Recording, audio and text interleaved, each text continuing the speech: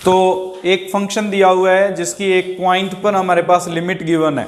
हमें ये प्रूव करना है कि वो जो लिमिट है वो यूनिक होगी, अद्वितीय होंगी, यानी दो लिमिट्स नहीं आ सकती उस केस में। इसको प्रूव करने के लिए माना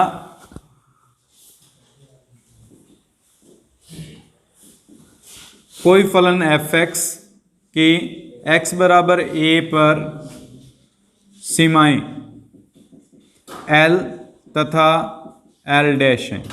दो अलग अलग मान लेते हैं कि x बराबर a पर जो f(x) की सीमा है वो l भी है और l डैश भी है। इस केस में अगर f(x) की सीमा l मान के चलते हैं तो इसका अर्थ ये होगा कि x minus a smaller than delta के लिए f(x) माइनस f(a) की जो वैल्यू आएगी that must be less than epsilon, या यहाँ पे l बात करेंगे, l है उसकी सीमा, तो f(x) माइनस l की जो वैल्यू आएगी, मापांक जो आएगा वो एप्सिलॉन 1 से स्मॉलर होगा। एप्सिलॉन डेल्टा डेफिनेशन थी है हमारे पास। कुछ इसी प्रकार से x minus a smaller than delta 2 के लिए भी, क्योंकि l डैश भी इसकी सीमा कंसीडर कर रहे हैं हम, तो f(x) माइनस l डैश जो होगा वो भी स्मॉलर देन होगा एप्सिलॉन 2 से।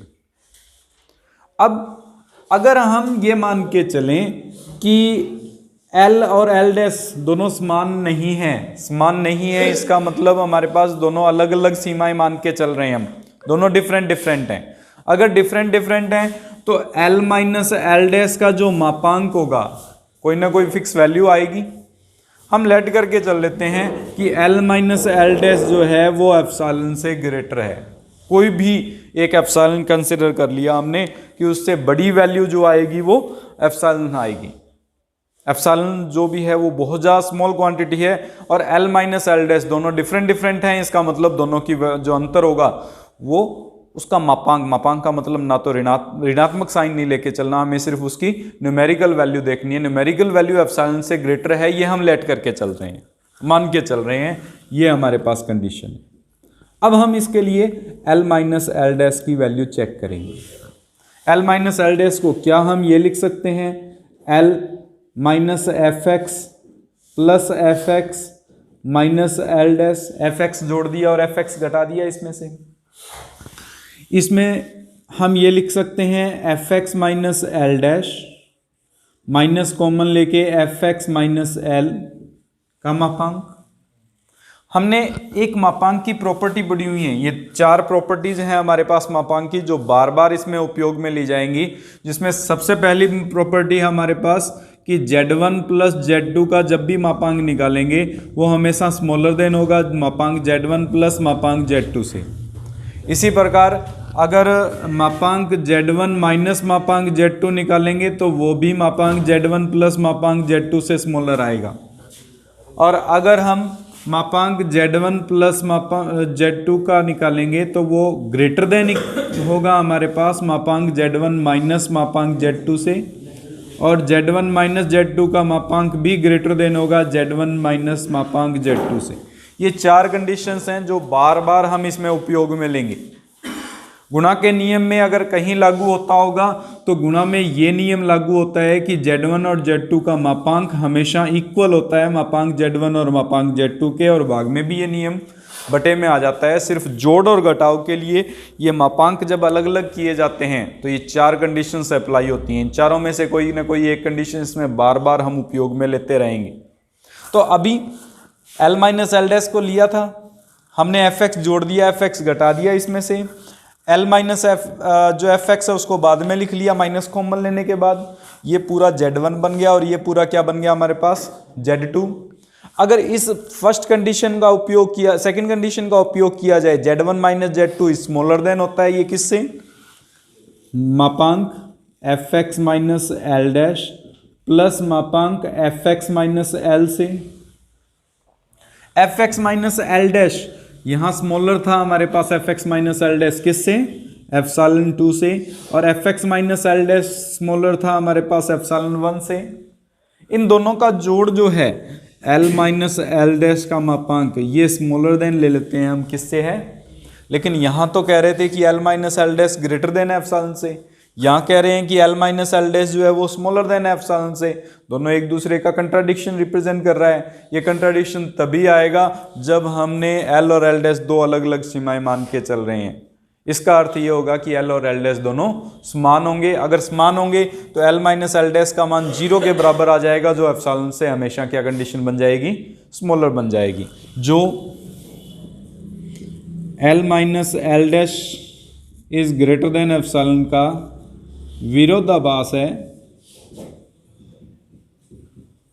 अतः L बराबर होगा L डैश के, यानी दी गई फलन की सीमा हमेशा अद्वितीय होती है। ये दिया हुआ है हमें कि लिमिट एक्सटेंड्स टू a पर fx जो है वो L के बराबर है, और लिमिट एक्सटेंड्स टू a पर gx का मान m के बराबर है। हमें सिद्ध करना है कि इनका योग जो होगा वो L प्लस m के बराबर होगा। प्रूफ करने के लिए जो सबसे पहले गिवन है x टेंड्स टू a पर fx बराबर L, इसका मतलब ये है कि मापांक x minus a smaller than delta implies f of x minus F L is smaller than epsilon 1 ले लेते हैं इसको। दूसरी condition x minus a smaller than delta के लिए हमें ये दिया हुआ है कि gx माइनस एम की जो वैल्यू है वो भी एप्सिलॉन 2 से स्मॉलर है, because limit x tends to a पर gx का जो मान है वो m के बराबर दे रखा है। मैं पहले ही बता चुका हूँ, जब भी हमें सिद्ध करना आ जाए तो हम एप्सिलॉन डेल्टा डेफिनेशन का ही उपयोग करेंगे। यहाँ हमें ये सिद्ध करना है, ये दोनों तो दिए हुए हैं, ये सिद्ध करना है, ये सिद्ध करना है तो एप्सिलॉन डेल्टा डेफिनेशन का ही उपयोग किया जाएगा। एप्सिलॉन डेल्टा डेफिनेशन पहले इन दोनों में अप्लाई करते हैं जो गिवन पार्ट थे, गिवन पार्ट के अकॉर्डिंग ये दो कंडीशंस बन गई। अब इसके लिए चेक करेंगे, इसके लिए चेक करेंगे तो इन दोनों से x माइनस ए का मापांक जो है वो डेल्टा से स्मॉलर होने पर हमें मापांक f x plus g x minus l plus m का मान निकाल के चेक करेंगे। अगर ये एप्सिलॉन से स्मॉलर है तो limit x tends to a पर f x plus g x का जो मान होगा वो एल प्लस एम के बराबर हो जाएगा। इसको एप्सिलॉन से स्मॉलर प्रूफ करने के लिए अलग अलग कर लेते हैं। पहले f x minus l plus g x minus m का उपयोग किया जा सकता है। पहली कंडीशन के अकॉर्डिंग ये स्मॉलर देन होगा एफ एक्स माइनस एल से plus g x minus M. पहली कंडीशन जो हमने यूज की थी, बताई थी, जो Z1 प्लस Z2 का मापांक जो होता है वो Z1 मापांक प्लस Z2 मापांक से हमेशा स्मॉलर होता है।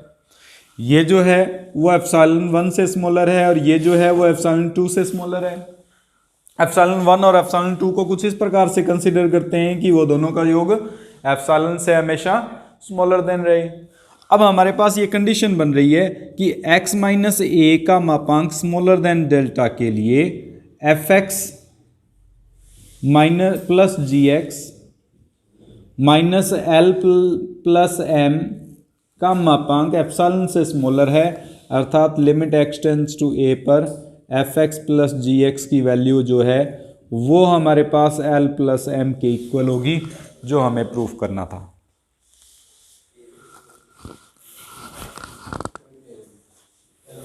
इसमें बी पार्ट आप प्रूफ कर लेना, जिसमें हमें ये प्रूफ करना है कि limit x tends to a पर एफ एक्स माइनस जी एक्स का जो मान है वो एल माइनस एम के इक्वल है। ये आप खुद प्रूफ कर सकते हो, सिर्फ प्लस का साइन था वहाँ पे माइनस का साइन लेना है। अब मल्टीप्लिकेशन के लिए अलजेब्रा कर रहे हैं हम कि F x into g x जो होगा वो ऑलवेज एल इंटू एम के इक्वल आएगा।